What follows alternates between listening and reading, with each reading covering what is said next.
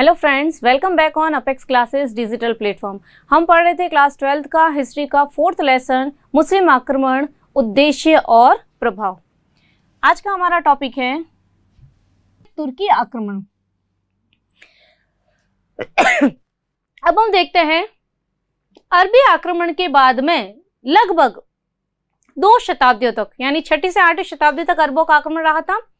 8वीं शताब्दी से 10वीं शताब्दी तक का जो टाइम पीरियड है, तब तक शांति बनी हुई थी भारत में, ठीक है ना। लेकिन 10वीं शताब्दी से वापस उत्तर पश्चिम दिशा से आक्रमण होने शुरू हुए। इस बार कौन से मुस्लिम थे? तुर्की। अरबी मुसलमान थे, तुर्की भी मुसलमान ही थे, ठीक है ना। दोनों मुस्लिम आक्रमणी थे, ठीक है ना। लेकिन 2 शताब्दी की शांति बाद में अरबी के बाद में नए कौन सी जाति आ गई? यहाँ पर तुर्कियों का आक्रमण शुरू हो गया। मोस्ट इंपोर्टेंट क्वेश्चन सबसे 1 नंबर का पहला बनता है, प्रथम तुर्की आक्रमणकारी कौन था? भारत पर आक्रमण करने वाला प्रथम तुर्की आक्रमणकारी कौन था? तो कौन था वह? सुबुक्तगीन। कौन था? सुबुक्तगीन भारत पर आक्रमण करने वाला प्रथम तुर्की आक्रमणकारी था। मोस्ट इंपोर्टेंट क्वेश्चन 1 नंबर का, भारत पर आक्रमण करने वाला प्रथम तुर्की आक्रमणकारी कौन था? सुबुक्तगीन था।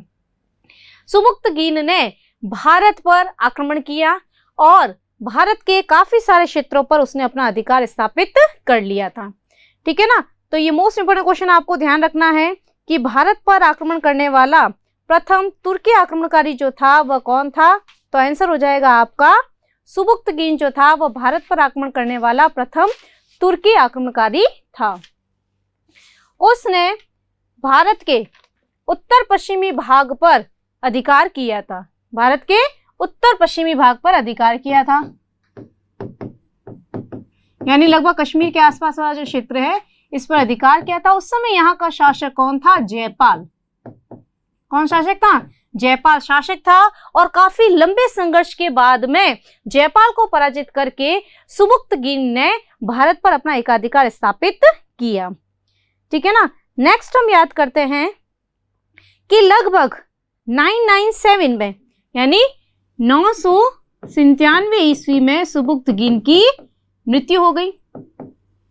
इसके बाद में सुबुक्तगीन के 2 पुत्र थे। कौन थे? 2 पुत्र थे। पहला है इस्माइल और दूसरा है महमूद गजनवी। दोनों ने ही क्रमशः यहाँ पर शासन किया था। पहले इस्माइल ने किया था और बाद में महमूद गजनवी ने। ये दोनों जो थे इन्होंने गजनी पर अधिकार किया था, गजनी के ये शासक बने थे। अब मोस्ट इंपोर्टेंट हम देखते हैं महमूद गजनवी के आक्रमण। महमूद गजनवी ने भारत पर कुल 17 बार आक्रमण किए। Most important question, Mahmud Ghaznavi ने भारत पर कुल कितने आक्रमण किए? 17 बार आक्रमण किए। और इसमें इसका सबसे प्रसिद्ध जो आक्रमण था वह था इसका 16वां आक्रमण। कौन सा था? 16वां आक्रमण, जो इसने कहां पर किया था? गुजरात के सोमनाथ मंदिर पर। गुजरात के सोमनाथ मंदिर पर इसने आक्रमण किया था। उस समय गुजरात का शासक था भीमदेव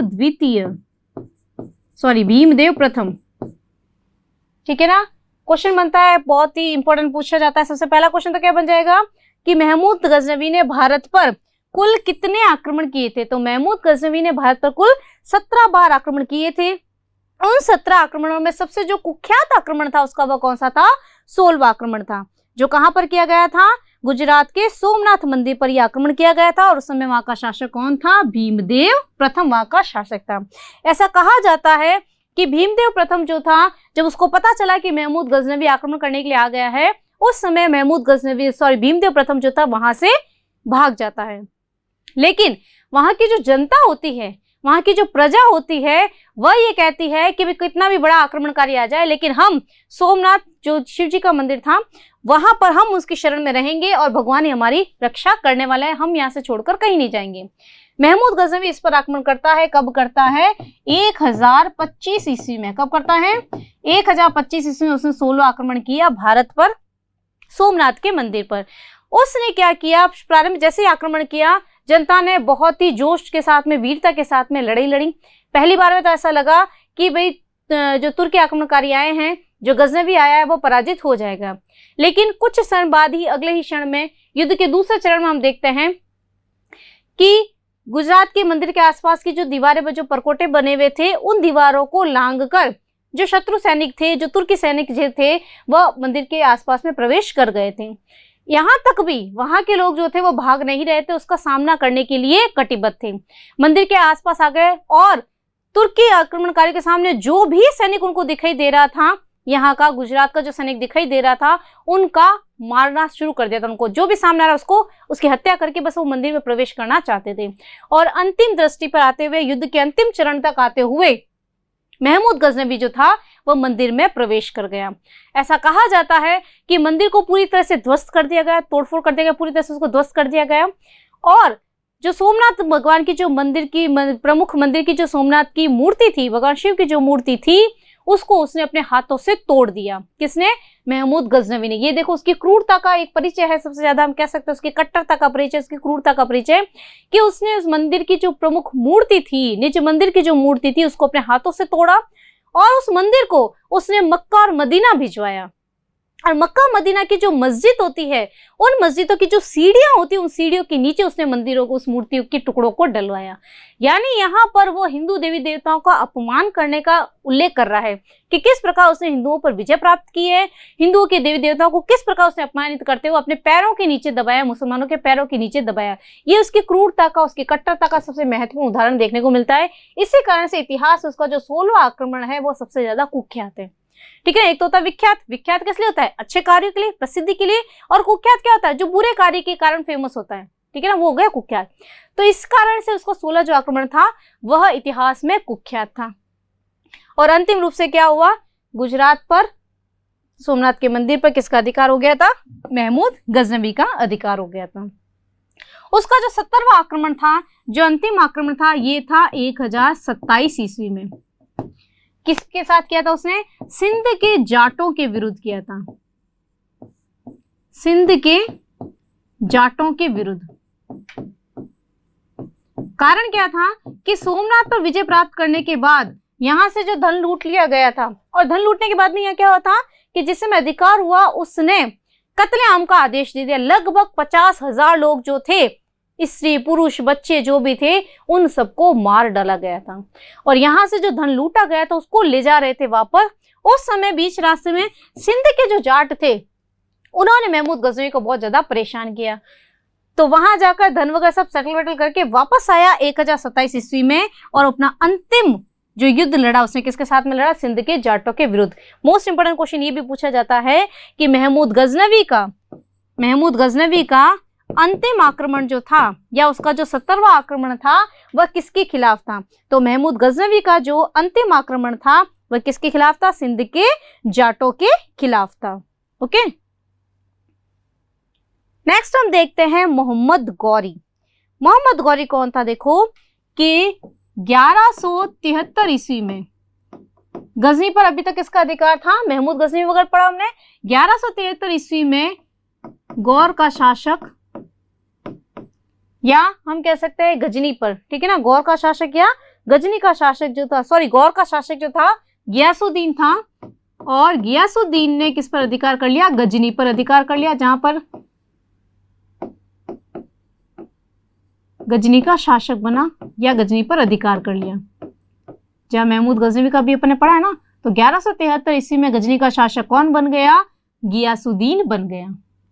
ठीक है ना, गियासुद्दीन ने गजनी पर अधिकार किया और वहां पर अपने छोटे भाई शिहाबुद्दीन को बिठाया। गियासुद्दीन का छोटा भाई कौन था? शिहाबुद्दीन। शिहाबुद्दीन को गद्दी पर बिठाया, और यही शिहाबुद्दीन इतिहास में मोहम्मद गौरी के नाम से प्रसिद्ध हुआ। याद आ जाएगा। मोस्ट इंपोर्टेंट क्वेश्चन यह बनता है, क्या क्वेश्चन बनेगा? एक तो ये पूछा जाता है कि शिहाबुद्दीन इतिहास में किस नाम से प्रसिद्ध है? तो शिहाबुद्दीन जो है वो इतिहास में मोहम्मद गौरी या मुइजुद्दीन, पूरा नाम कह सकते हैं हम, मुइजुद्दीन मोहम्मद गौरी, ठीक है ना, मुइजुद्दीन मोहम्मद गौरी के नाम से प्रसिद्ध है। तो 1 नंबर का ये क्वेश्चन बनता है यहाँ पर इंपॉर्टेंट। ठीक है ना, तो गजनवी के बाद में, गजनवी के शासन के बाद में शासक कौन बन गया? यहाँ पर मोहम्मद गौरी बन गया है। और मोहम्मद गौरी ने अब अपने भारत का जो अपना क्षेत्र विस्तार करने के लिए उसने भी भारत को चुना। भारत पर आक्रमण करके वह यहाँ पर अपनी सत्ता स्थापित करना चाहता था। अब मोस्ट इंपोर्टेंट 2 नंबर का क्वेश्चन बनता है, तुर्की आक्रमण के कारण, या ऐसे भी पूछा जा सकता है कि गौरी के भारत पर आक्रमण के क्या कारण थे। दोनों का आंसर सेम ही रहेगा, ठीक है ना। गौरी के भारत पर आक्रमण के प्रमुख कारण। अब प्रमुख कारण में जो हमने पिछली क्लास में अरब आक्रमण के जो कारण पढ़े थे हमने, वही कारण, लगभग 3 कारण तो वही है, सिर्फ एक आपको चेंज करना पड़ेगा, ठीक है ना, बाकी लगभग वही है। सबसे पहला कारण तो क्या था कि वह क्या था, इस्लाम धर्म का प्रचार प्रसार करना चाहता था भारत में। इस्लाम धर्म का प्रचार प्रसार करना। दूसरा प्रमुख कारण क्या था, साम्राज्य विस्तार की भावना, वह अपने साम्राज्य का विस्तार करना चाहता था।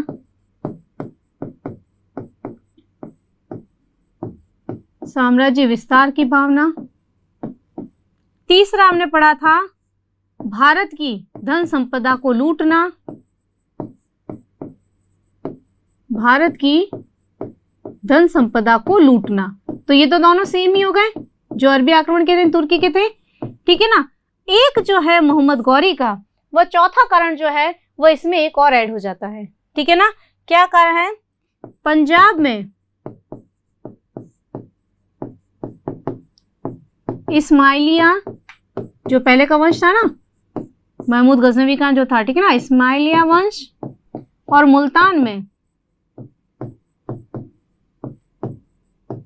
गजनवी वंश को समाप्त करना, वंश को समाप्त करना और अपनी सत्ता स्थापित करना। ये 4 प्रमुख कारण थे तुर्की आक्रमण के भारत पर। मोस्ट इंपोर्टेंट क्वेश्चन है, 2 नंबर के क्वेश्चन में यह आपसे क्वेश्चन पूछा जाता है, ठीक है ना।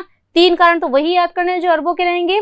अरबी आक्रमण के पूछे तो भी 3 पॉइंट है, तुर्की पूछे तो भी ये 3 पॉइंट तो लिखने ही है। एक और क्या ऐड हो जाएगा कि पंजाब में इस्माइलिया वंश का और मुल्तान में गजनवी वंश का अंत करना और अपने साम्राज्य की स्थापना करना।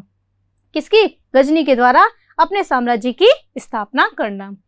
इस टॉपिक को बहुत ही डिटेल से पढ़ना है आपको। हालांकि मैं पहले भी बता चुकी हूँ आपको, इस लेसन में से 6 नंबर का लॉन्ग क्वेश्चन नहीं बनता है, लेकिन एनुअल एग्जाम में नहीं बनता, उससे पहले जो आपके हाफ ईयरली एग्जाम वगैरह होते हैं उनमें 4th लेसन में से लॉन्ग क्वेश्चन जरूर बनता है, ठीक है ना। बाकी इस लेसन में जैसे कि अपन ने जो पहले टॉपिक पढ़ चुके हैं, ये टोटल लेसन जो है आपका 10 नंबर का है, बता चुकी हूँ मैं पहले भी। 10 नंबर में इस बार जो 2020 का जो पेपर था उस साल में, इस साल में आपके 1-1 नंबर के 4 क्वेश्चन आए थे, 2 नंबर का 1 क्वेश्चन आया था और 4 नंबर का 1 क्वेश्चन, यानी टोटल 10 मार्क्स का आपका ये लेसन कंप्लीट हुआ था, ठीक है।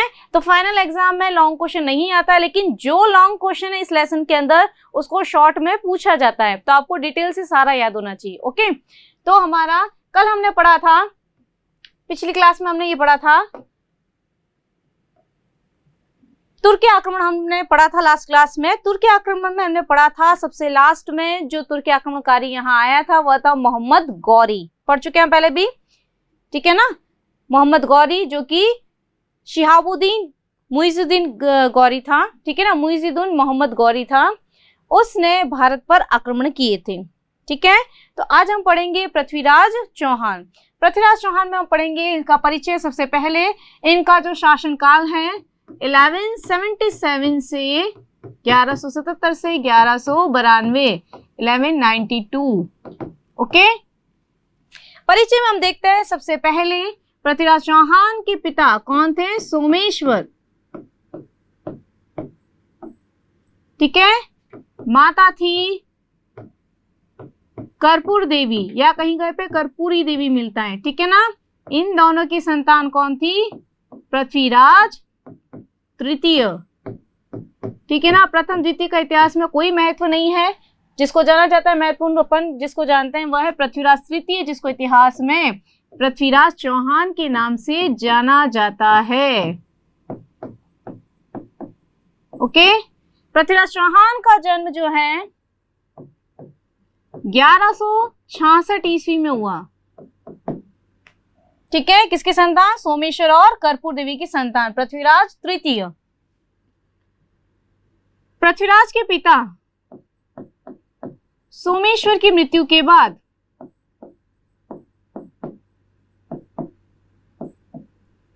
अजमेर का शासक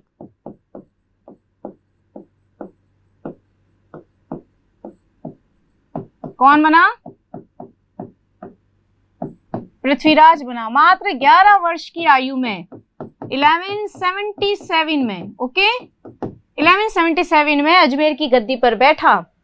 पृथ्वीराज चौहान का जो ननियाल था वह दिल्ली में था। नाना ने दिल्ली का शासन भी किसके हाथों में सौंपा? अपने दोहिते के हाथों में, पृथ्वीराज के। तो उस समय पृथ्वीराज जो था वह अजमेर और दिल्ली दोनों का शासक था। ओके, नेक्स्ट जो परिचय में हमें याद करनी है मोस्ट इंपोर्टेंट इसमें, कि मात्र 11 वर्ष की आयु में जिस समय पृथ्वीराज अजमेर की गद्दी पर बैठा था, उस समय उसकी विरोधियों की संख्या बहुत अधिक थी। ठीक है ना, उसके जो सहयोगी, उसके जो परिवारजन थे, वही उसके विरोधी बने हुए थे। जिसमें महत्वपूर्ण विरोध जो हम देखते हैं उसकी प्रारंभिक विजयों में, चाचा अपर गांगेय जिस समय पृथ्वीराज गद्दी पर बैठा था 11 वर्ष की आयु में, उस समय बहुत ही अल्पवयस्क था, अल्पायु था। ठीक है ना, ऐसे में उनकी माता जो कि कर्पूर देवी थी, एक अच्छी कुशल राजनीतिज्ञ थी। तो माता की हेल्प से, माता की सहायता से, ठीक है ना, कर्पूर देवी और अजमेर का सोमेश्वर के काल का प्रमुख प्रधानमंत्री कौन था? कदमवास, और एक उसके शासनकाल का प्रमुख सेनापति भुवनमल। इन तीनों के संरक्षण में पृथ्वीराज चौहान ने गद्दी संभाली थी। इन्हीं के नेतृत्व में रहकर उसने शासन की जो गतिविधियां होती है, कुशल संचालन कैसे किया जाता है, उसकी ट्रेनिंग ली, हम ऐसा कह सकते हैं। और 1 वर्ष के अंदर ही पूरा वो परिपक्व हो गया और 1178 में वह इतना अच्छा शासक बन गया कि उसको सारी रणनीति किस प्रकार, कहाँ युद्ध करना चाहिए, कैसे अपना संचालन करना चाहिए, वह सारी उसने सत्ता जो थी अपने हाथों में ले ली। कब? 1178 में। ओके, अब 1178 में क्या हुआ, इनके जो चाचा थे अपर गांगे, उन्होंने सोचा भी अभी तो ये बच्चा है, इसलिए क्या करता हूं, गद्दी मैं हथिया लेता हूं। तो चाचा अपर गांगे ने क्या किया? विद्रोह कर दिया। किसके खिलाफ? पृथ्वीराज चौहान के खिलाफ। ठीक है, पृथ्वीराज चौहान सेना लेकर गया और अपर गांगे को पराजित करके उसको मार डाला। ठीक है, अपर गांगे मर गए हैं यहाँ पर। लेकिन विरोध अभी भी समाप्त नहीं हुआ। अपर गांगे का जो छोटा भाई था नागार्जुन, अपर गांगे का छोटा भाई कौन था? नागार्जुन, उसने विरोध कर दिया। किस जगह से? गुड़गांव, जिसका वर्तमान का नाम क्या है? गुरुग्राम। ओके, गुड़गांव का वर्तमान नाम है गुरुग्राम। कहां पर है? कौन से स्टेट में वर्तमान में? हरियाणा में। ठीक है, हरियाणा में नागार्जुन ने विद्रोह कर दिया। नागार्जुन के खिलाफ पृथ्वीराज ने वापस सेना भेजी। पृथ्वीराज ने नागार्जुन के खिलाफ सेना भेजी। नागार्जुन गुड़गांव से भाग गया और गुड़गांव वाले क्षेत्र पर किसका अधिकार हो गया? पृथ्वीराज चौहान का। इस प्रकार इसकी जो प्रारंभिक कठिनाई थी उस समस्या का अंत हो गया। हालांकि यहां से नागार्जुन भागा है, विरोधी इसका बना हुआ है अभी भी।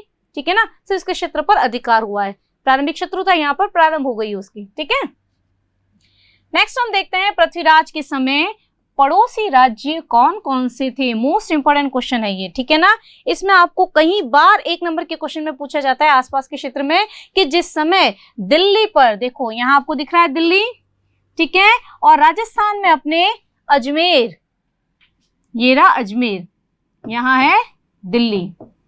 ठीक है ना, यहाँ का शासन किसके पास में है? पृथ्वीराज चौहान, पृथ्वीराज तृतीय, जो इतिहास में पृथ्वीराज चौहान के नाम से जाना जाता है, और इतिहास में इसको 2 उपाधियों के नाम से जाना जाता है। पहला है Rai Pithora. Most important question 1 number में पूछा जाता है, राय पिथोरा के नाम से किस शासक को जाना जाता है? तो राय पिथोरा के नाम से जाना जाता है पृथ्वीराज चौहान को। या क्वेश्चन ऐसे भी पूछा जाता है कि पृथ्वीराज चौहान को किस अन्य नाम से या उसको कौन सी उपाधि दी गई है, तो कौन सी उपाधि दी गई थी, उसको राय पिथौरा की उपाधि दी गई थी। सेकंड इसकी उपाधि आपको याद रखनी है दल पंगुल, मोस्ट इंपोर्टेंट। दल पंगुल की उपाधि किसको दी गई है, ये भी पृथ्वीराज चौहान को दी गई है, ठीक है ना। अब दल पंगुल का मतलब क्या होता है, विश्व विजेता। दल पंगुल का नाम क्या होता है, विश्व विजेता, संपूर्ण विश्व को विजित करने वाला या विजय की भावना रखने वाला, विजय की नीति रखने वाला। ओके, तो ये दो उपाधि आपको ध्यान रखनी है। पृथ्वीराज चौहान को इतिहास में राय पिथौरा और दल पंगुल की उपाधियों से सुशोभित किया गया है, ठीक है। तो दिल्ली और अजमेर पर किसका शासन था, पृथ्वीराज चौहान का, ठीक है। उस समय गजनी पर किसका अधिकार था, कौन है गजनी का शासक, मोहम्मद गौरी, ठीक है ना। तो मोहम्मद गौरी के समय हिंदुस्तान में, भारत में या दिल्ली पर किस शासक का अधिकार था, पृथ्वीराज चौहान का अधिकार था। ओके, नेक्स्ट हम देखते हैं जो प्रमुख शासक अपन इसमें देखेंगे। नेक्स्ट जो जाती है हरियाणा का जो क्षेत्र है, देखो दिल्ली के जस्ट पास में आपको दिख रहा है हरियाणा का क्षेत्र, ठीक है ना। यहां पर एक जाति थी भंडानक जाति। कौन सी जाति थी, भंडानक जाति। इनका क्या काम होता था, अपनी सीमाओं को धीरे धीरे बढ़ाना।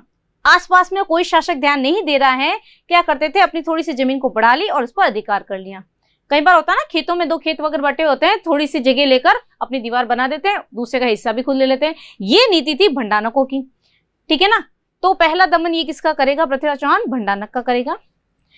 भंडानक के बाद में दूसरा हमको देखना है उत्तर प्रदेश। दिख रहा है आपको ये एरिया उत्तर प्रदेश का, ठीक है ना। राजस्थान से लगता हुआ राज्य है। उत्तर प्रदेश में यहां पर राज्य था महोबा। कौन सा राज्य था, महोबा राज्य था। यहां पर किसका अधिकार था, चंदेल शासक।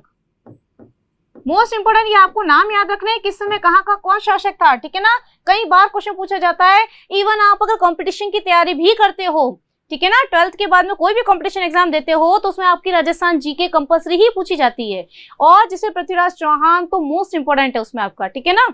तो पृथ्वीराज चौहान के समय महोबा का शासक कौन था, चंदेल शासक कौन था, परमर्दी देव। कौन था, परमर्दी देव। याद आ जाएगा। दिल्ली और अजमेर पर किसका शासन है, पृथ्वीराज चौहान का, चौहान वंश का शासन। भंडानक जाति जो है कहां पर है, हरियाणा का जो सिरसा हिसार वाला हिस्सा है वहां पर। उत्तर प्रदेश में महोबा राज्य है, वहां पर किसका शासन है, चंदेलों का। चंदेल वंश का शासक कौन है, परमर्दी देव। इतिहास में परमर्दी देव के दो प्रमुख सेनापति अपनी वीरता के लिए प्रसिद्ध हैं। कौन थे दो सैनिक, आला और उदल। आला और उदल, ठीक है। उत्तर प्रदेश में ही एक क्षेत्र है, नाम है कन्नौज।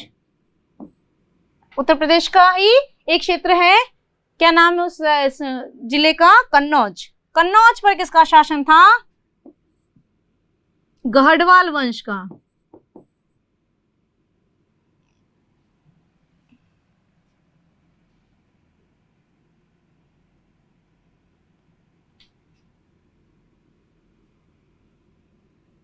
ये मैं आपको वापस बता दूंगी, ठीक है ना, परमर्दी देव, ठीक है। कन्नौज पर किसका शासन है, गढ़वाल वंश का। और गढ़वाल वंश का शासक कौन है, जयचंद। सुना हुआ है, बहुत इंपॉर्टेंट है, बहुत ही शक्तिशाली शासक था ये। इतिहास में इसकी वीरता, इसकी साहस के किससे प्रसिद्ध थे, ठीक है ना, जयचंद। एक आपको याद रखना है, गुजरात वाला एरिया दिख रहा है आपको, ठीक है ना।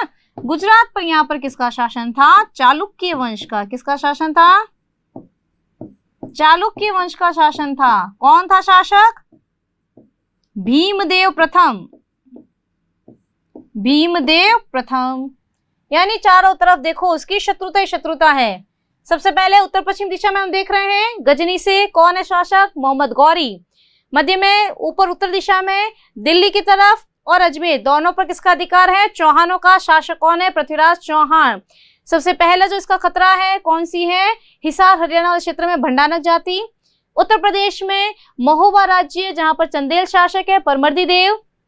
उत्तर प्रदेश में ही कन्नौज में गढ़वाल वंश का शासन है और शासक है जयचंद। इधर चालुक्य वंश का शासन है गुजरात में, शासक कौन है? भीमदेव प्रथम। इस सदी समझ में आ गई आपको बहुत अच्छे से। अब इनके साथ में अपन युद्ध प्रारंभ करते हैं। ठीक है, अपन ने पढ़ा था यहाँ पर शासक है मोहम्मद गौरी का। मोहम्मद गौरी हम सबसे बाद में लेंगे। सबसे पहले अपने शासन के प्रारंभ में उसने किसका दमन किया? भंडानकों का। ठीक है ना। तो सबसे पहले उसकी विजय में हम लिखेंगे भंडानकों का दमन।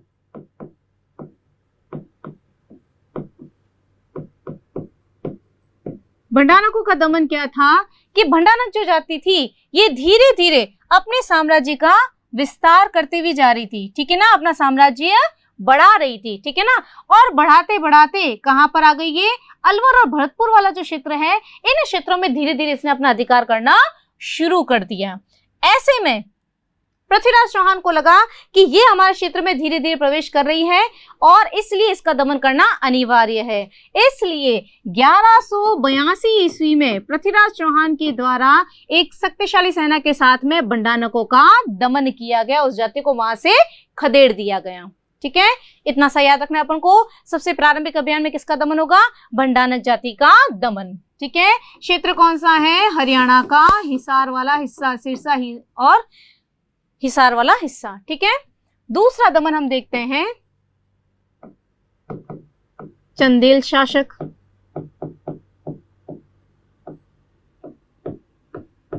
दूसरी विजय में क्या लिखे हम? चंदेल शासक से संघर्ष। चंदेलों का शासक कौन है? परमर्दी देव। ठीक है ना, परमर्दी देव जो था वह चंदेलों का शासक था।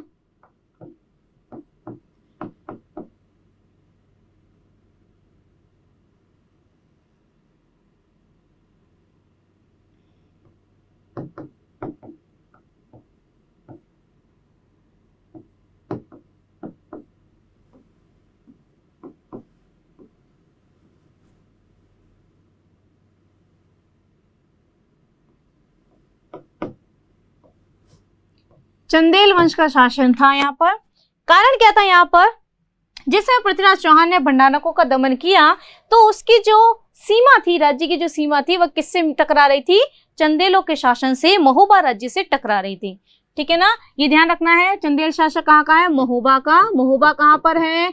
मैप में पूछा जाता है, यूपी में। महोबा कहाँ पर है? यूपी के अंदर। ठीक है ना, परमर्दी देव से जब इसकी सीमाएं टकराने लगी, पृथ्वीराज चौहान ने किस पर आक्रमण किया? चंदेल शासक परमर्दी देव पर आक्रमण किया। परमर्दी देव युद्ध का आक्रमण का सुनते ही वहां से फरार हो गया, भाग गया। और युद्ध का नेतृत्व किसने किया? इसके दो प्रमुख सेनापति आला और उदल, बहुत ही वीरता के साथ में इन दोनों ने संघर्ष किया। किसके साथ में? चौहान सेना के साथ में। लेकिन इस युद्ध में दोनों ही वीर गति को प्राप्त हो गए।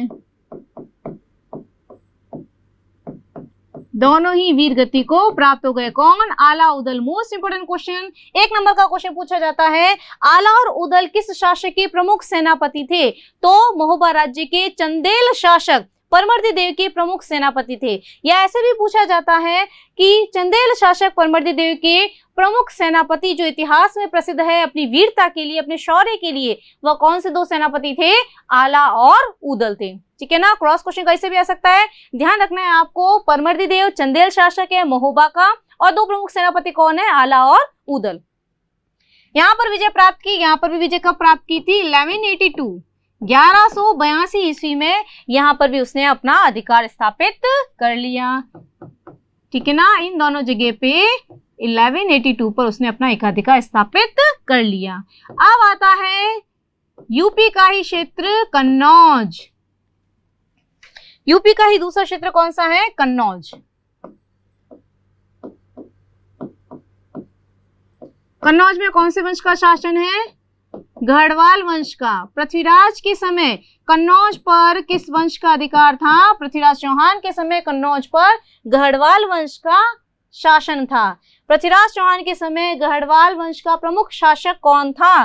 तो गढ़वाल वंश का प्रमुख शासक था जयचंद। कौन था प्रमुख शासक? जयचंद था।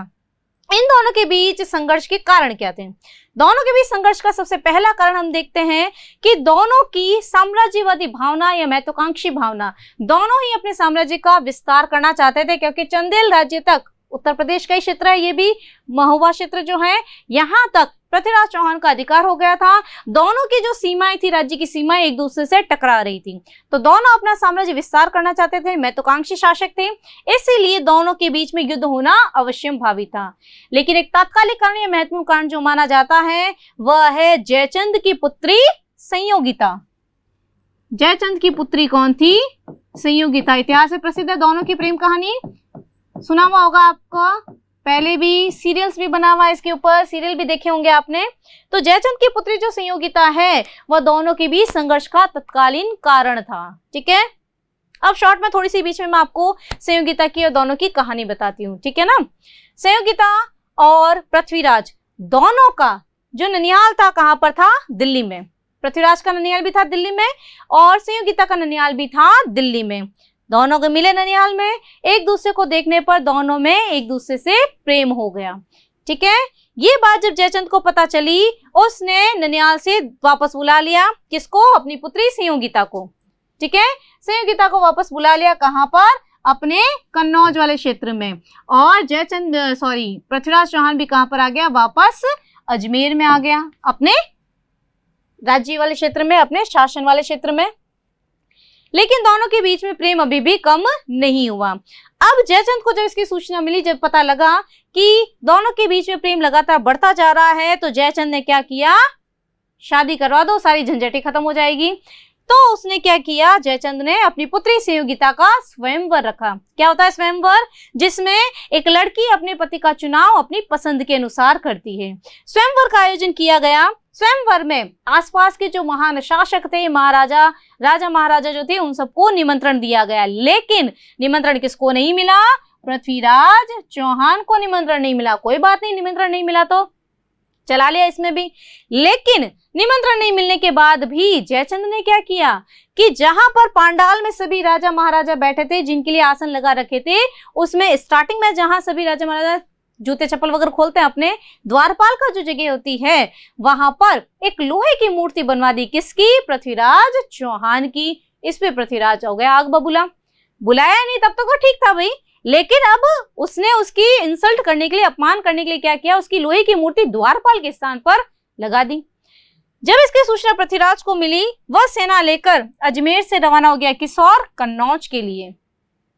उधर संयोगिता जो स्वयंवर के लिए पांडाल में जिसमें उपस्थित हुई, जहां सभी राजा महाराजा बैठे थे, अपनी वरमाला लेते हुए उन सभी राजाओं के सामने से होती हुई कहाँ गई? उस द्वारपाल की जगह पर, और द्वारपाल के गले में वरमाला डाल दी। ठीक है, जैसे ही वरमाला डाली और पृथ्वीराज का बिल्कुल फिल्मी स्टाइल में, ठीक है ना, पृथ्वीराज चौहान वहां पहुंचता है, संयोगिता का अपहरण करता है और वापस कहाँ लौट आता है? अजमेर। अब ऐसे में जयचंद जो होता है हाथों हाथ सेना भेजने में सफल नहीं हो पाता। उसके पीछे एक कारण क्या होता है कि जो राजा महाराजा उपस्थित होते हैं वो सभी नाराज हो जाते हैं कि भाई पहले से ही बेटी का तो प्रेमी फिक्स था, तो फिर स्वयंवर रचने का ये ढोंग क्यों रचा, क्यों हमको अपमानित करने के लिए बुलाया। तो उनसे जो बहस की उलझन जो चल रही थी, ऐसे में वह समय चूक जाता है, अपनी सेना को बाद में भेजता है, लेकिन पृथ्वीराज सुरक्षित कहाँ पहुंच जाता है? अजमेर पहुंच जाता है। दोनों विवाह कर लेते हैं। ठीक है, जयचंद से शत्रुता मोड़ ले ली। यहाँ पे समझ में आ रहा है कारण आप लोगों को? बंडानक जातियों से तो दमन कर दिया, वहां शत्रुता है। चंदेल वंश परमर्दी देश से शत्रुता हो गई है। कन्नौज का शासक जो है वह जयचंद, उससे भी शत्रुता हो गई है। ठीक है, फोर्थ अपन पढ़ते हैं गुजरात।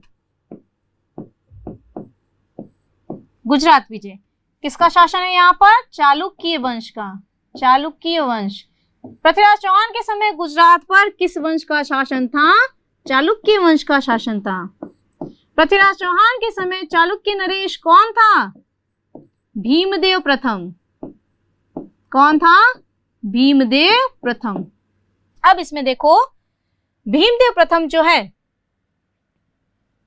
दिख रहा है यहाँ पर आपको, चालुक्य वंश शासक भीमदेव प्रथम। भीमदेव प्रथम जो है इसका और पृथ्वीराज चौहान के बीच संघर्ष का कारण क्या था? इसका संघर्ष का कारण था, सिरोही में एक क्षेत्र है आबू, सुना हुआ होगा आप सभी के, सिरोही में एक जगह है आबू। आबू की राजकुमारी थी इच्छिनी। आबू की राजकुमारी कौन सी थी? इच्छिनी। पहला कारण तो क्या बताया जाता है? आबू की राजकुमारी इच्छिनी देवी।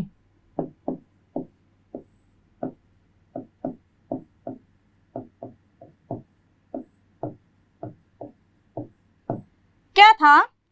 भीमदेव प्रथम जो है वह आबू की राजकुमारी इच्छिनी को पसंद करता था और उसके साथ विवाह करना चाहता था, लेकिन इच्छिनी जो थी वह किसको पसंद करती थी? पृथ्वीराज चौहान को पसंद करती थी। और इसने किसके साथ विवाह कर लिया? पृथ्वीराज चौहान के साथ विवाह कर लिया।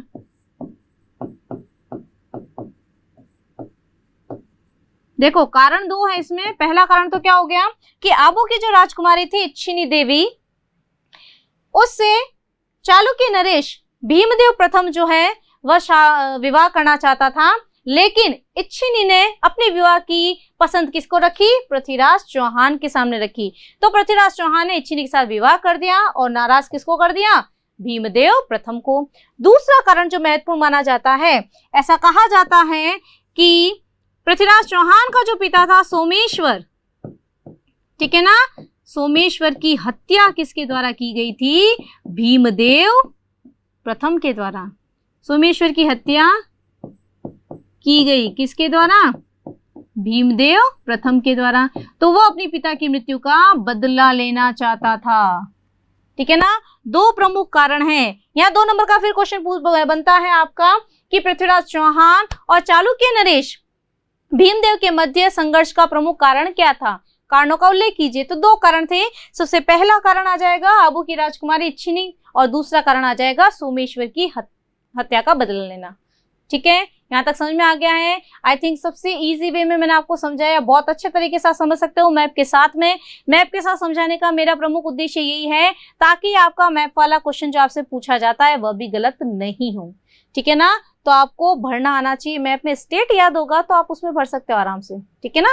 जब तक स्टेट आपको पता नहीं है, जगह आपको पता ही नहीं है स्टेट कहाँ पर है, क्योंकि स्टेट तो लगभग आप 12th क्लास तक आ गए हो, तो सारी छोटी छोटी क्लासों से आप पढ़ते हुए आ रहे हो, ठीक है ना। इंडिया का मैप आपको सारे स्टेट लगभग याद होंगे, लेकिन कौन सी जगह कौन से स्टेट के अंदर है ये याद नहीं होगी तो आपको कैसे पता चलेगा। अब आपको पता है उत्तर प्रदेश कहाँ है, लेकिन आपको ये पता नहीं है कि महोबा कहाँ है, कन्नौज कहाँ है, तो फिर आपका काम नहीं बनने वाला, ठीक है ना।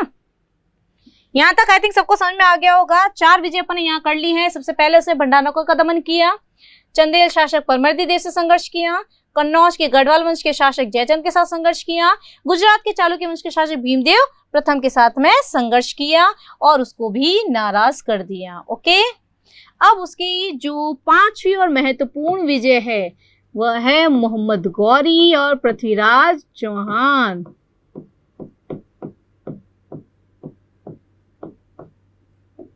मोहम्मद गौरी व पृथ्वीराज चौहान मोस्ट इंपोर्टेंट, सबसे ज्यादा एग्जाम में जो पूछी जाती है, ठीक है ना। गजनी का शासक मोहम्मद गौरी, ठीक है।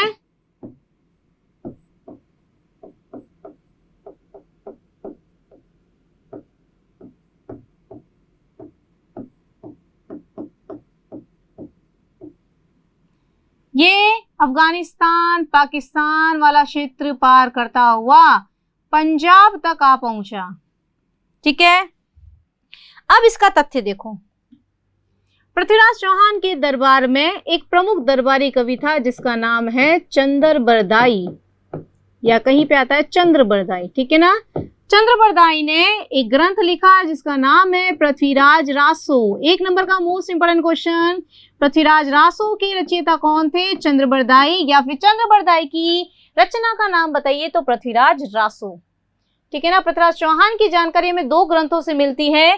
पहली तो है उसका दरबारी कवि चंद्रबरदाई की पृथ्वीराज रासो, और दूसरा है जयानक जिसकी रचना है पृथ्वीराज विजय। दोनों ही अच्छे से याद रखनी है आपको, कंफ्यूज नहीं होना है। कई बार स्टूडेंट क्या होते हैं दोनों में कंफ्यूज हो जाते हैं, तो आप क्या याद रखोगे, जय विजय याद रखोगे, जय से जय, ठीक है ना, आपको ध्यान रहेगा जय से जय, ठीक है ना। तो जयनक पृथ्वीराज विजय और चंद्रबरदाई का है पृथ्वीराज रासो। ये दोनों ग्रंथ है जिससे हमें पृथ्वीराज चौहान की संपूर्ण जानकारी मिलती है। अब मोहम्मद गौरी और पृथ्वीराज चौहान के बीच में 21 संघर्ष हुए थे। कितनी बार संघर्ष हुए थे, 21 युद्ध हुए थे, 21 संघर्ष हुए थे। कौन कहता है, चंद्रबरदाई कहता है। किसमें, पृथ्वीराज रासो के अंदर कहता है, ठीक है। एक और ग्रंथ है हमीर महाकाव्य, किसका है, नयन चंद सूरी का। नयन चंद सूरी की एक रचना है हमीर महाकाव्य, ठीक है ना। थोड़ी सी जानकारी है इसमें पृथ्वीराज चौहान की, बाकी ज्यादातर तो है हमीर देव चौहान की, ठीक है। हमीर काव्य ये बताता है कि दोनों के बीच संघर्ष हुए, कितने, 7। किस किस के बीच में, पृथ्वीराज चौहान और मोहम्मद गौरी के बीच में। यानी अलग अलग ग्रंथों में हमें अलग अलग लड़ाइयां, युद्ध जानकारी मिलती है, लेकिन निर्णायक दृष्टि से देखा जाए तो उनके बीच में केवल 2 युद्ध हुए थे।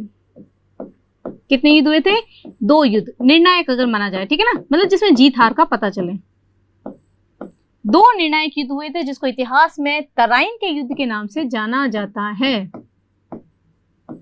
किस नाम से जाना जाता है, तराइन का युद्ध। मोस्ट इंपोर्टेंट क्वेश्चन, तराइन के युद्ध कब और किसके मध्य हुए, तो तराइन के 2 युद्ध हुए, तराइन का प्रथम युद्ध और तराइन का द्वितीय युद्ध। किस किस के मध्य, मोहम्मद गौरी और पृथ्वीराज चौहान के मध्य। कब हुए, 1191 ईस्वी।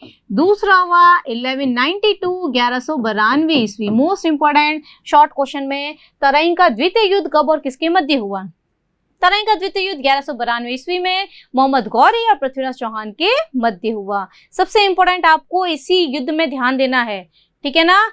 बाकी में तो शॉर्ट क्वेश्चन पूछे जाते हैं, इसमें 4 नंबर का क्वेश्चन भी आपसे पूछा जा सकता है कि पृथ्वीराज चौहान और मोहम्मद गौरी के मध्य हुए संघर्ष का उल्लेख कीजिए। उसमें आपको तराइन के दोनों युद्धों का उल्लेख करना है, ओके। तो तराइन के 2 युद्ध हुए थे, हालांकि अलग अलग ग्रंथों में अलग अलग युद्धों का उल्लेख मिलता है, लेकिन निर्णायक युद्ध 2 ही हुए थे जिसको नाम दिया है तराइन का युद्ध। अब क्वेश्चन बनता है मैप का, तराइन कहां पर है, तो तराइन है आपके हरियाणा में। तराइन का मैदान कहां पर है, हरियाणा में, जहां पर 2 युद्ध होंगे 1191 और 1192, ओके। समझ में आ गया यहां तक। नेक्स्ट हम आगे बढ़ते हैं।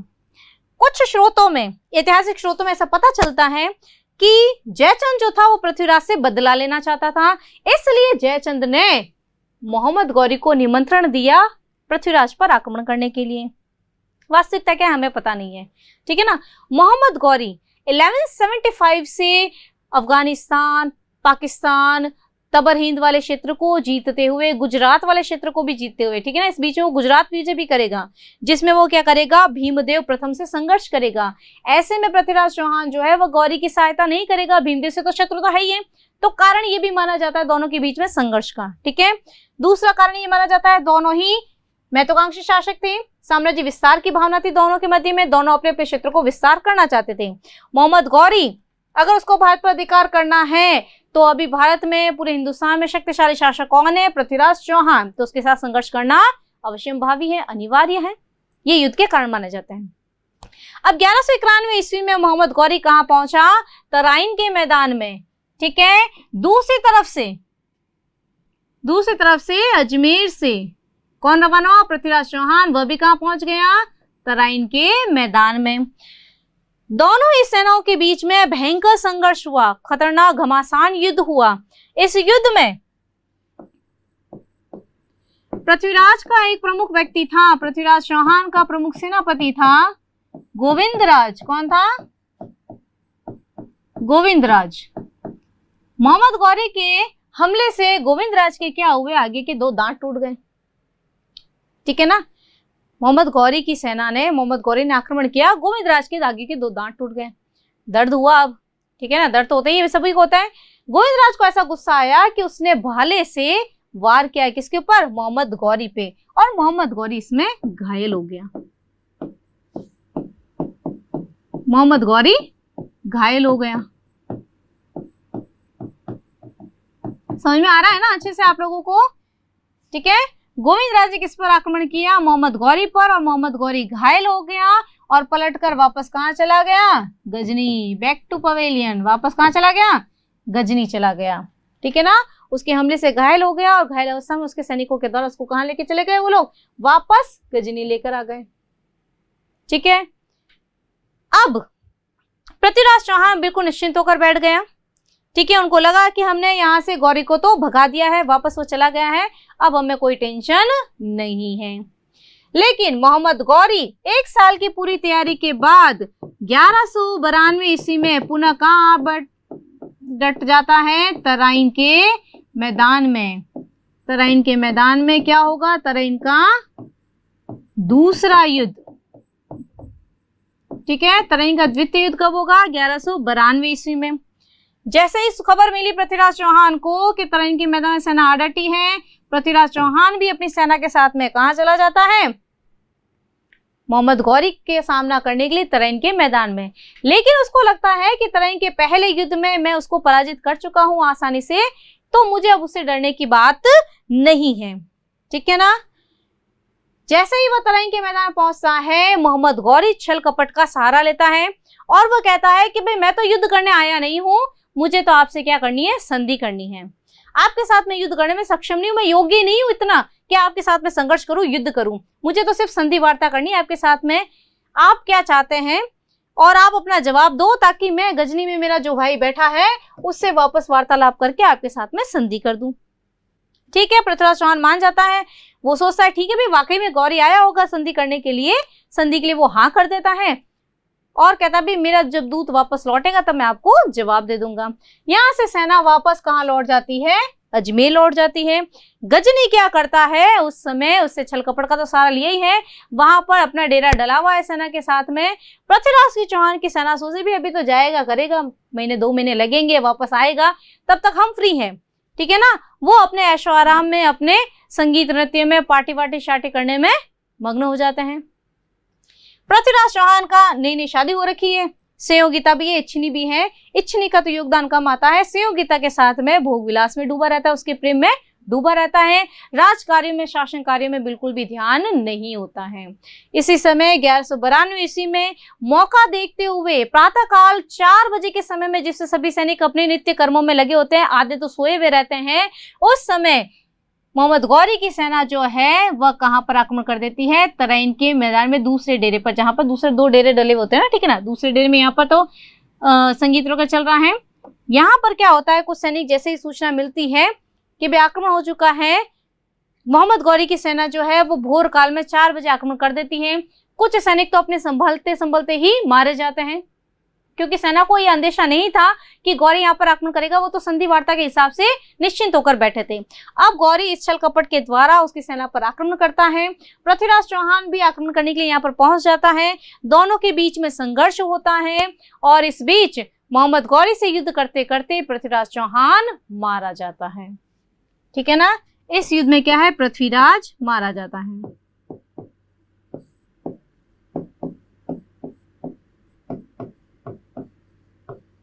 अब इतिहास है, काफी कंफ्यूजन है।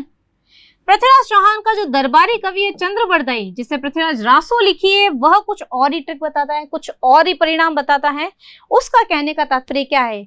वो ये कहता है पृथ्वीराज चौहान, चंद्रबरदाई ये कहता है, जो कि पृथ्वीराज चौहान का खास मित्र भी है। ठीक है ना। ऐसा कहा जाता है, एक जन्म एक मरण, दोनों का जन्म एक ही दिन हुआ, एक साथ हुआ है, दोनों का मरण भी एक ही दिन हुआ है। कौन कहता है? चंद्रबरदाई। क्या कहता है वह? कि तराइन के दूसरे युद्ध में पृथ्वीराज चौहान को बंदी बना लिया गया था और बंदी बना के उसे कहां लाया गया? गजनी लाया गया। हालांकि बाकी इतिहासकार इसकी सत्यता पर विश्वास नहीं करते हैं, लेकिन चंद्रबरदाई ये कहता है कि उसको बंदी बनाकर कहां लाया गया? गजनी लाया गया। गजनी में जब पृथ्वीराज चौहान को गौरी के सामने प्रस्तुत किया गया तो पृथ्वीराज वही राजपूतों वाला जोश, बड़ी आंखें तान के उसके सामने खड़ा हो गया मोहम्मद गौरी के सामने। मोहम्मद गौरी को गुस्सा आया, उसकी आंखों को सूल चुबा दी उसके ऊपर, उसको अंधा कर दिया। किसने? मोहम्मद गौरी ने पृथ्वीराज को अंधा कर दिया। चंद्रबरदाई भी उसके साथ में बंदी बनाया गया था। ऐसा बताता है चंद्रबरदाई कि दोनों को यहाँ पर बंदी बनाकर लाया गया था कुछ और कहते हैं, कहीं कुछ किताबों में ऐसा मिलता है कि चंद्रबरदाई बाद में साधु का वेश धारण करके वहां पर गया था। वास्तविकता नहीं है इसके अंदर, ठीक है ना। पृथ्वीराज चौहान और चंद्रबरदाई को यहाँ पर बंदी बनाया गया। जब उसको अंधा कर दिया गया तो चंद्रबरदाई ने गौरी के सामने ये कहा कि आपने भले ही हमारे शासक को अंधा कर दिया है, लेकिन वह शब्द भेदी बाण भी चलाना जानता है, यानी शब्द के आधार पर आवाज सुनकर, ठीक है ना, शब्द भेदी बाण में निपुण है हमारा शासक। मोहम्मद गौरी कहता है ठीक है भी, आजा भाई, इसको भी चेक कर लेते हैं कितना शब्द भेदी बाण चलाता है। ऊंचे सिंहासन पर बैठ जाता है और नीचे किसको खड़ा कर दिया जाता है, पृथ्वीराज चौहान को। ऐसा कहा जाता है कि चंद्रबरदाई, जो कि इतिहास में काफी उसकी पंक्तियां प्रसिद्ध है, जो एक शब्द भेदी बाण को चलाने के लिए उसको जो एक ट्रिक दी जाती है, उसको मतलब एक कह सकते हैं कि उसको अंदेशा बताता है कि किस जगह पर शासक बैठा है, ठीक है ना। ऐसा कहा जाता है कि चंद्रबरदाई 2 पंक्तियां बोलता है। क्या पंक्तियां बोलता है, 4 बांस 24 गज, अंगुल अष्ट प्रमाण, ता ऊपर सुल्तान है, मत चूके चौहान, ठीक है ना। यानी 4 बांस 24 गज 8 उंगलियों के ऊपर सुल्तान बैठा है और तेरे को उस पे निशाना लगाना है। मोहम्मद गौरी को वो कहता है कि हमारा शासक है, राजा है, इसलिए किसी सेनापति के कहने पर आप पर तीर नहीं चलाएगा, निशाना नहीं लगाएगा। आप वहां से आदेश दीजिए और पृथ्वीराज चौहान को आपका आदेश मिलने के बाद ही वह तीर छोड़ेगा वहां से। जैसे ही मोहम्मद गौरी आदेश देता है, उसकी आवाज को सुनकर पृथ्वीराज चौहान तीर चलाता है। तीर सीधा मोहम्मद गौरी को लगता है। मोहम्मद गौरी धराशायी हो जाता है और अपना अंत निकट देखते हुए चंद्रबरदाई और पृथ्वीराज चौहान एक दूसरे को मार देते हैं कि भाई हमारा तो अंत निश्चित है, उसकी सेना छोड़ेगी नहीं, इसलिए दोनों एक दूसरे को मार देते हैं। ये बात कौन कहता है, चंद्रबरदाई कहता है। कुछ किताबों में, हमें कुछ ग्रंथों में ये भी देखने को मिलता है कि यहाँ पर अजमेर में तराइन के मैदान में जब उसको बंदी बनाया गया था तो उसको उसके मोहम्मद गौरी के अधीन रहकर राज्य करने के लिए छोड़ दिया गया था, ठीक है ना। और उसने काफी लंबे समय तक उसके अधीन शासन किया था, उसके बाद में उसकी मृत्यु हो गई थी, ठीक है ना। वास्तविकता यह है कि इस युद्ध में, संघर्ष में निर्णायक जीत हम किसकी मानेंगे, मोहम्मद गौरी इसमें विजयी रहा, ठीक है ना। वास्तविकता क्या मानेंगे हम, मोहम्मद गौरी इसमें विजयी रहा। और मोहम्मद गौरी इसमें मारा गया हम ये मान ही नहीं सकते हैं। कारण क्या है, इसका एक तर्क मैं बताती हूँ आपको कि मोहम्मद गौरी का एक दास था कुतुबुद्दीन ऐबक।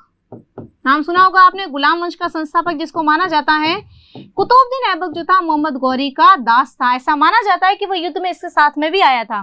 कुतुबुद्दीन ऐबक जो है वो मोहम्मद गौरी की मृत्यु के बाद में शासक बनता है। इसका शासन काल है 1206 ईस्वी, ठीक है ना। तो 1206 ईस्वी मोहम्मद गौरी की मृत्यु होती है और 1206 ईस्वी में कुतुबुद्दीन ऐबक के द्वारा किस वंश की स्थापना की जाती है, गुलाम वंश की स्थापना की जाती है, ठीक है ना। तो वास्तविकता क्या है कि दोनों के मध्य में युद्ध होता है, कि युद्ध निर्णायक होता है। मोहम्मद गौरी इसमें विजयी रहता है, पृथ्वीराज चौहान इस युद्ध में मारा जाता है, ठीक है।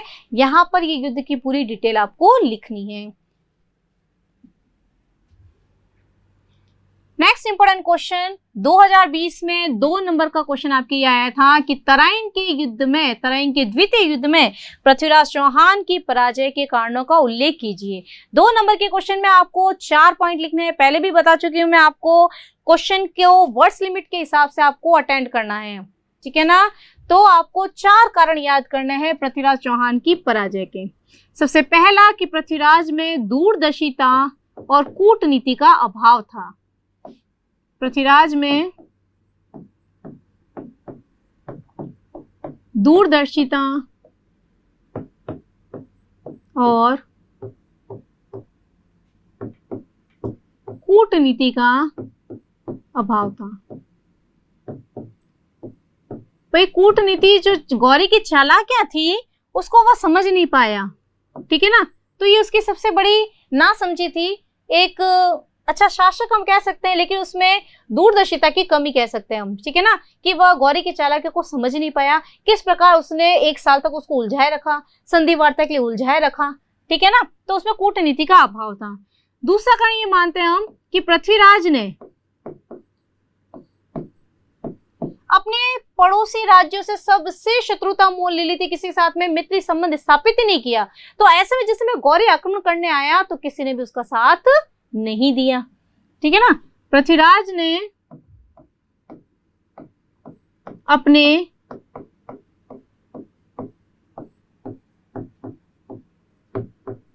पड़ोसी राज्यों के साथ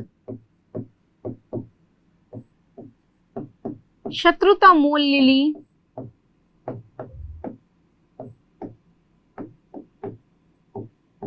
जिस कारण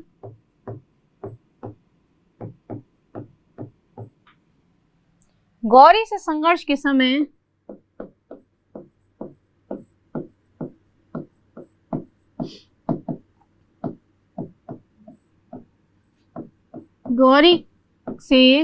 के समय किसी ने उसका साथ नहीं दिया।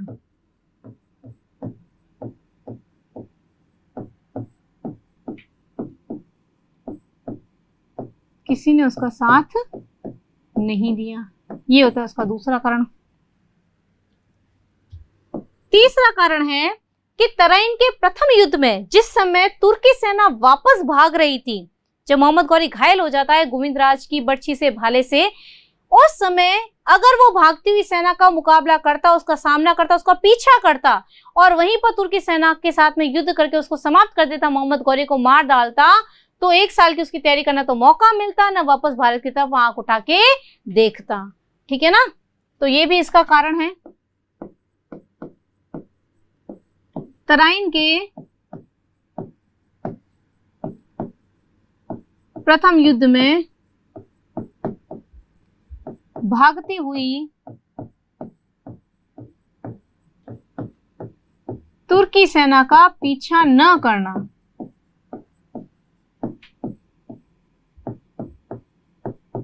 तुर्की सेना का पीछा न करना, ये भी उसकी पराजय का प्रमुख कारण था। चौथा और अंतिम कारण आता है, संयोगिता से विवाह के बाद में वह भोग विलास में डूबा रहा, शासन कार्य में या अन्य देशों के साथ में या युद्ध आक्रमण की परिस्थितियों से उसने युद्ध स्थिति की तरफ बिल्कुल ध्यान ही नहीं दिया। ठीक है ना, ये उसका अंतिम कारण है, चौथा कारण।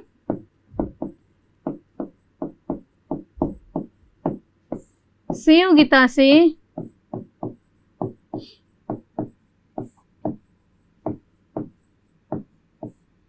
विवाह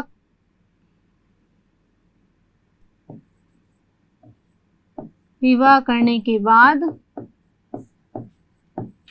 वह प्रेम विलास या भोग विलास में डूबा रहा।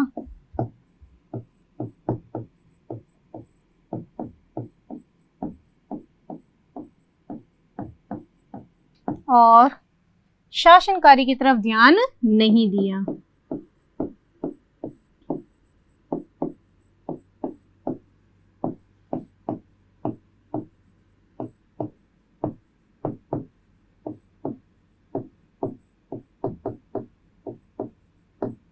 ये 4 प्रमुख कारण थे। ठीक है ना, पराजय के 2 नंबर के क्वेश्चन में ये आपको 4 नंबर 4 पॉइंट लिखने हैं। ओके, तो कुल मिला के हम ये कह सकते हैं कि पृथ्वीराज चौहान का अगर मूल्यांकन हम देखते हैं कि वैसे तो वह हिंदुस्तान का अंतिम हिंदू शासक था, दिल्ली पर शासन करने वाला अंतिम हिंदू शासक। 1 नंबर का मोस्ट इंपोर्टेंट क्वेश्चन बनता है कि दिल्ली की गद्दी पर बैठने वाला अंतिम हिंदू शासक कौन था? पृथ्वीराज चौहान था। ठीक है ना, 1192 में ही उसकी मृत्यु हो जाती है। उसकी मृत्यु का प्रमाण ही हमें ये मिलता है, जिससे पता चलता है कि तराइन के द्वितीय युद्ध में ही उसकी मृत्यु हो गई थी। ठीक है ना, उसके बाद में दिल्ली की सल्तनत पर गुलाम वंश की स्थापना होती है। ठीक है ना, गुलाम वंश का शासन होता है। इसके बाद में कोई भी हिंदू शासक वहां पर गद्दी पर नहीं बैठता है, क्योंकि युद्ध पर विजय होते ही सीधा तो कौन आ जाता है? मोहम्मद गौरी का शासन आता है। ठीक है ना, मोहम्मद गौरी जो है अपना अधिकारी वहां नियुक्त कर देता है, इसमें वापस गजनी चला जाता है। ठीक है, तो कुल मिलाकर हम कह सकते हैं कि हालांकि उसकी साम्राज्य नीति बहुत अच्छी थी, उसने अपने साम्राज्य विस्तार में काफी प्रगति कर ली थी। भारत का बहुत ही वीर, साहसी और पराक्रमी, हिंदुस्तान का पराक्रमी शासक था वह। राजस्थान में चौहान वंश की शाखा को उसको स्थायित्व देने का या उसके साम्राज्य को विस्तार करने वाला जो प्रमुख शासक था वो पृथ्वीराज चौहान को माना जाता है। लेकिन उसकी कुछ कमियां थी, जिसके कारण से तुर्की सेना के सामने उसको हार माननी पड़ी, यहाँ तक कि अपनी जान गंवानी पड़ी। ठीक है ना, तो आज का हमारा टॉपिक जो है ये यहीं पर कंप्लीट करते हैं हम। नेक्स्ट क्लास में हम फिर नए टॉपिक के साथ मिलेंगे, ऐसे ही इंटरेस्टिंग टॉपिक के साथ। आप लगातार हमारे साथ में बने रहिए, इन चीज़ों को पढ़ते रहिए और अपनी नॉलेज बढ़ाते रहिए। नॉलेज कभी भी कम नहीं करनी है आपको, ठीक है ना। लाइफ में हमेशा कंटिन्यू रखनी है आपको। जो चीज़ हो चुकी है उसको भी रिवाइज करते रहिए, ताकि कंटिन्यू आपका नॉलेज बना रहे। जीवन के हर क्षेत्र में उसकी आपको आवश्यकता रहेगी। ओके, तब तक के लिए थैंक यू। सब्सक्राइब करें हमारा apex classes edutech YouTube channel, साथ ही बेल आइकन को क्लिक करना बिल्कुल ना भूलें, ताकि आगे आने वाले सभी यूट्यूब वीडियोस की अपडेटेड नोटिफिकेशंस सबसे पहले आपको मिले। Apex classes edutech, subscribe now.